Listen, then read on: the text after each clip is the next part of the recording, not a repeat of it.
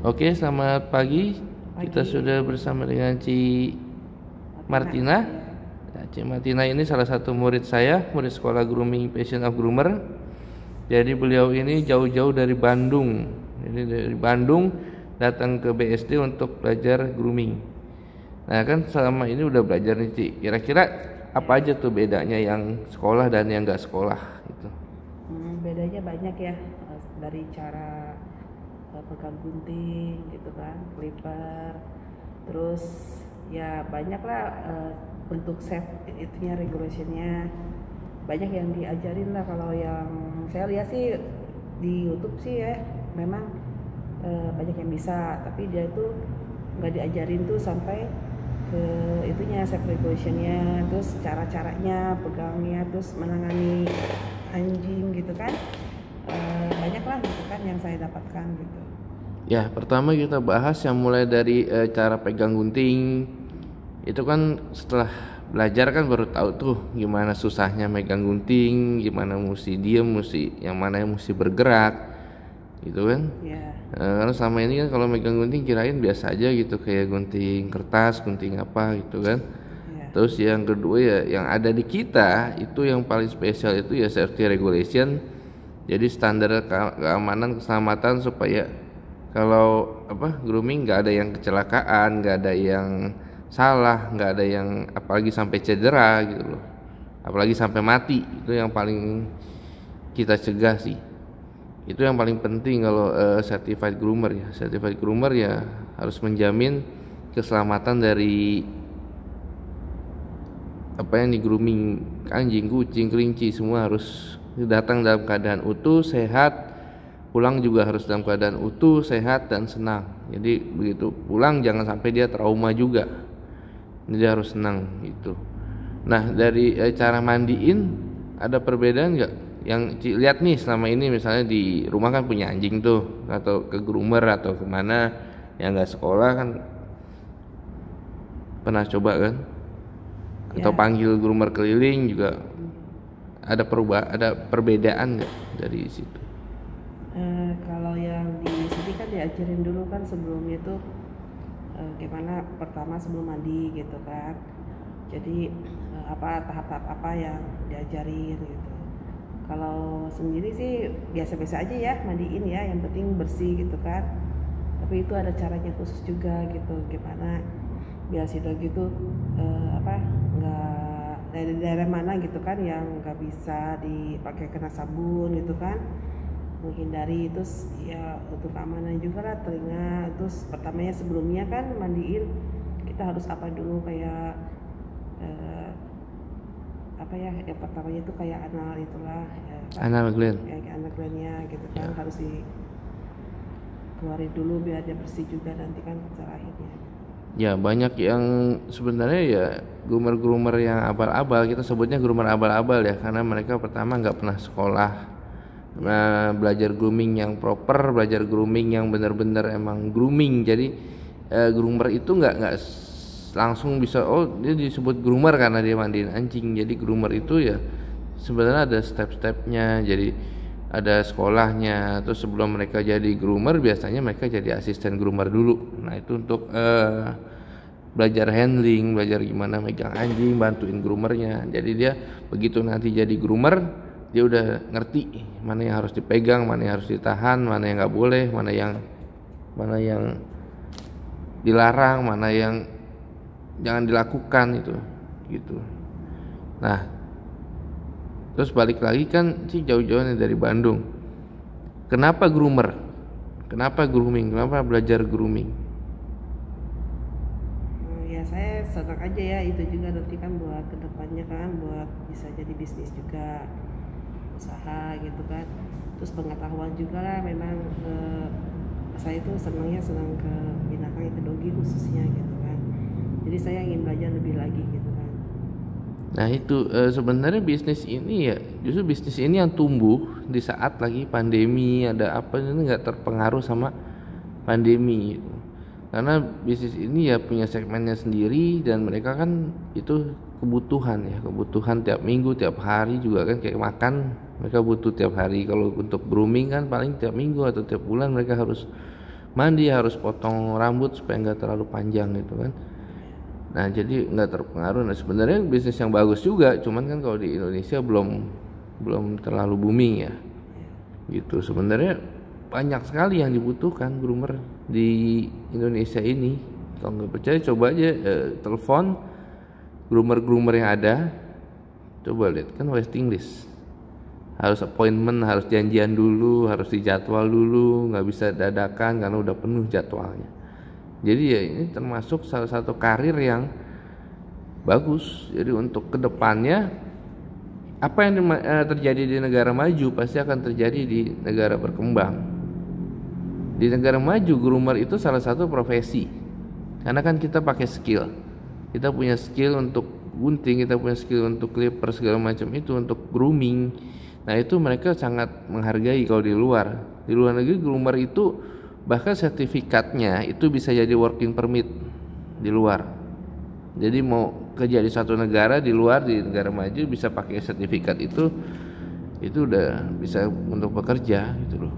Mungkin kalau di Indonesia kan masih dipandang sebelah mata groomer, cuman sekedar kayak orang yang mandiin anjing aja gitu. Padahal ya nggak sederhana itu, karena ya tadi kita bilang untuk mandiin anjing ya dari awal sampai akhir sampai selesai ya harus selamat, harus utuh, tanpa ada kecelakaan, tanpa ada trauma, apalagi sampai hilang nyawa dari anabul yang dipegang itu gitu loh.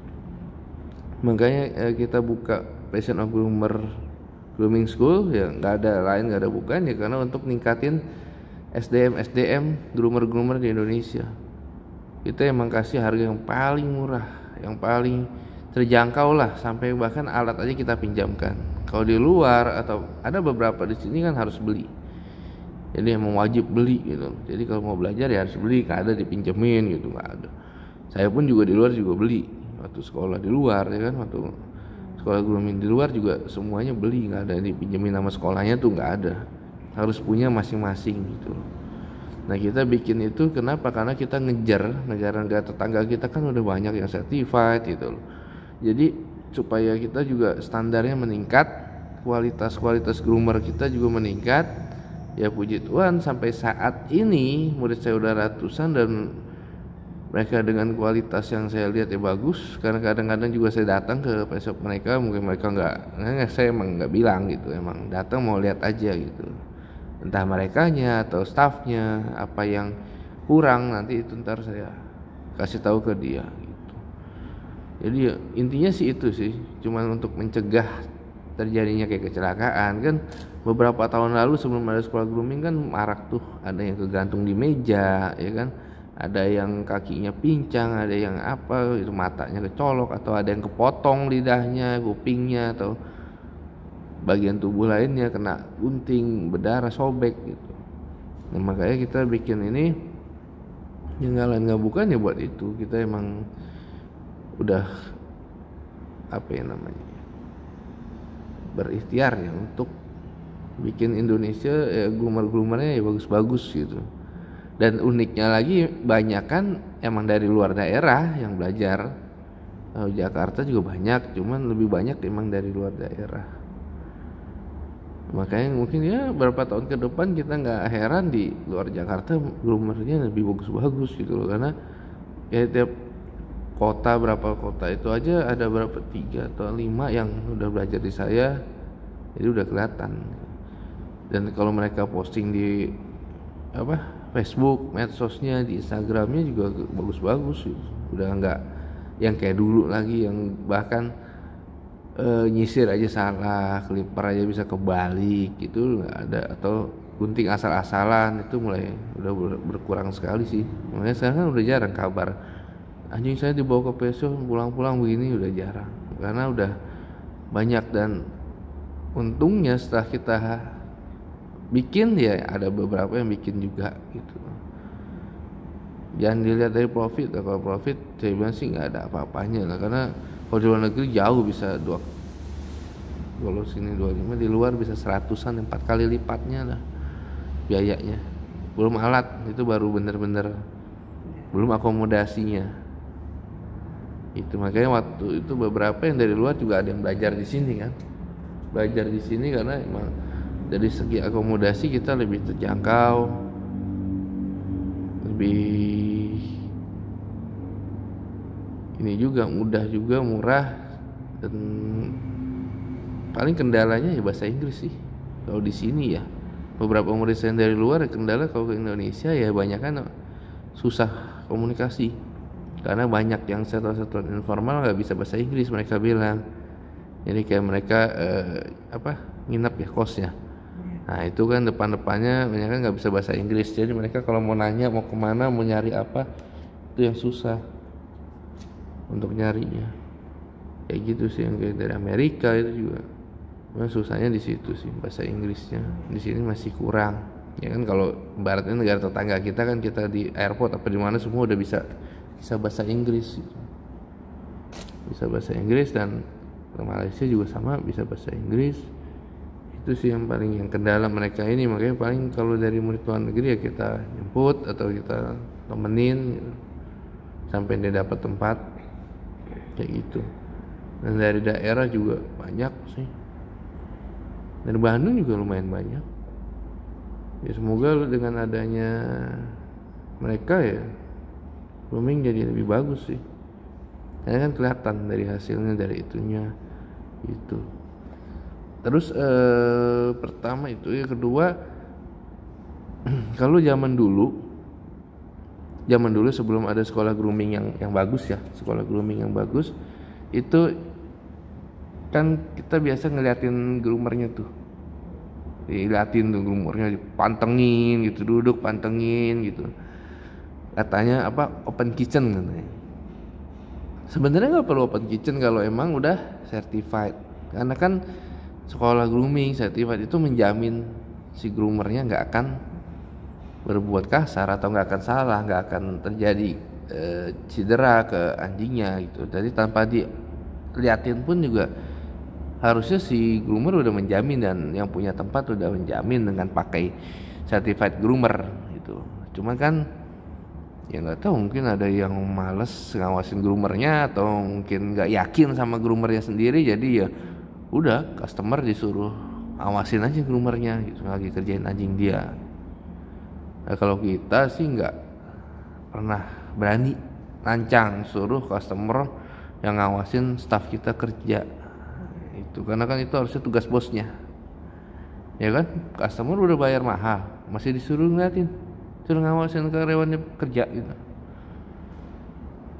buat apa certified kan gitu. Makanya kalau udah era baru udah nggak perlu kayak gitu, udah tenang aja, tinggal datang taruh anjingnya, lanjutin aktivitas.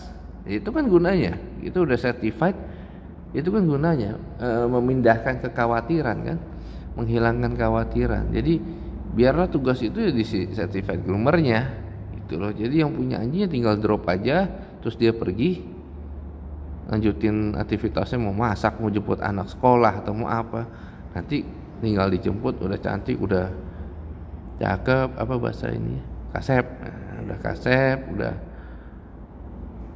celing, udah bersih gitu kan, udah wangi gitu kan, udah.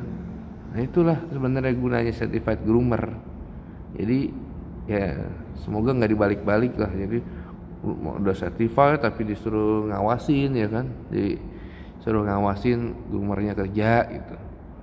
Nah itu kan sebenarnya malah kebalik. Harusnya udah certified ya nggak perlu lagi repot ngawasin, karena udah yakin groomernya nggak akan aneh-aneh, nggak akan macem-macem, nggak akan salah gitu. Itu sih.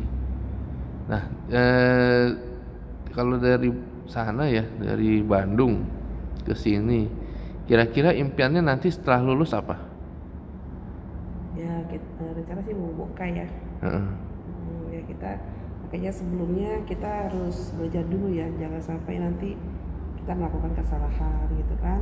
Iya. Apalagi kan itu kan dogi macam-macam karakter, kita harus bisa menangani juga kan dogi. Terus cara strategi leadershipnya juga harus kita perhatikan, jangan sampai nanti anjing yang mau grooming atau mau cukur itu sampai cedera gitu.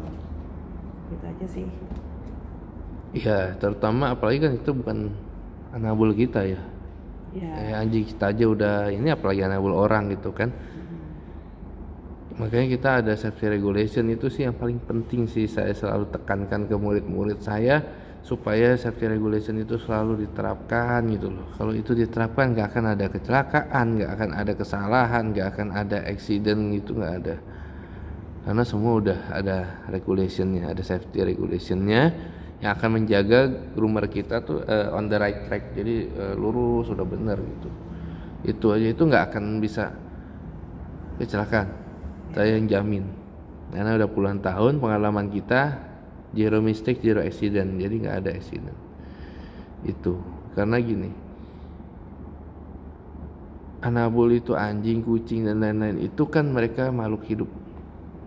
Jadi kenapa saya selalu bawel banget soal safety, saya selalu bawel banget anjing nggak boleh ditinggal di meja bahkan sedetik, sepersekian detik gitu kan.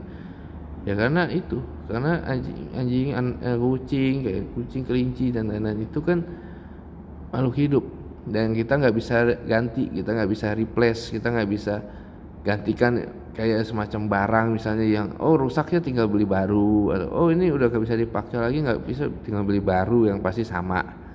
Kalau dengan anjing kucing ini kan dia ada memorinya, ada kenangannya, terus juga karakternya juga beda, nggak mungkin bisa digantikan. Ya kan, meskipun jenisnya sama, pom misalnya kan yang mati terus diganti, oh ya udah saya ganti deh, saya enaknya dengan ngomong udah saya ganti aja deh sama anjing baru gitu. Tapi kan ada yang gak bisa digantikan, yang memorinya itu gitu loh. Jadi ya itu yang kita ini, jadi jangan main gampang ntar kalau kenapa-napa tinggal ganti baru gitu. Nggak bisa. Kalau kita ya certified groomer ya, kita beranggapan ya itu kayak anggota keluarga kita gitu. Nggak mungkin lah ada anak kita misalnya ini, oh ini nggak apa-apa ntar bikin lagi anaknya, kan nggak begitu kan. Jadi ya dan banyak kan juga karena saya bergerak di LBH aktivis hewan juga, yang korban-korban yang anjingnya mati dan lain-lain itu bukan mau minta ganti anjing baru dan ini ke ininya, ke pelaku bisnis ya. Mereka maunya ya nggak akan terjadi lagi kayak gitu ke anjing lain, kucing lain gitu. Karena untuk beli baru mau gampang, mereka mau banyak duit, ya kan? Emang yang punya ini toko doang yang punya duit, ya kan?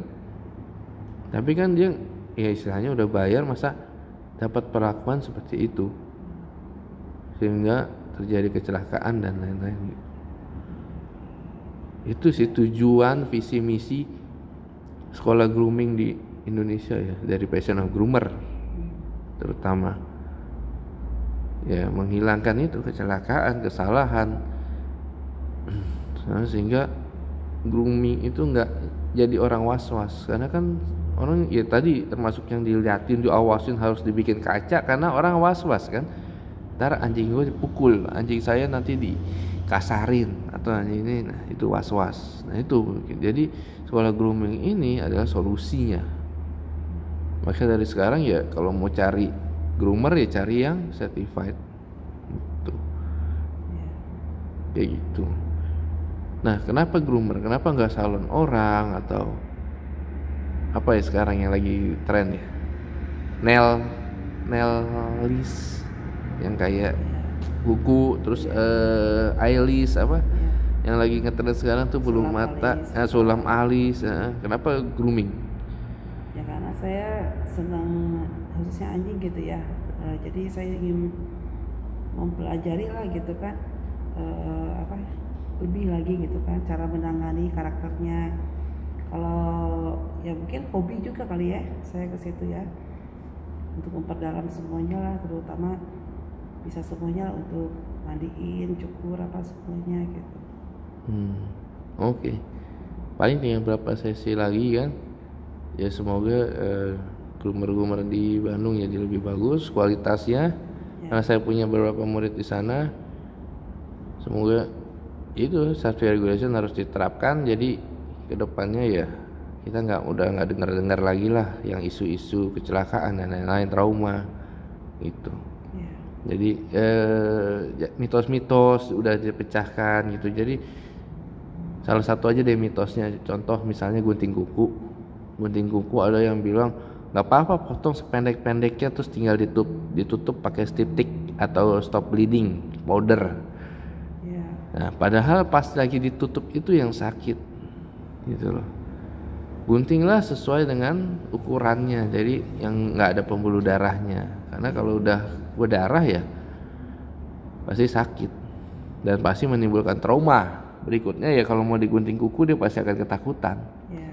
Itu jadi jangan pernah percaya oh nggak apa-apa dipotong aja sependek-pendeknya terus ditutup stiptik. Itu salah, itu namanya menyiksa anjing, itu abuse, itu menyiksa hewan itu. Jadi ya gunting sesuai dengan sisa yang ada, jangan kena pembuluh darahnya.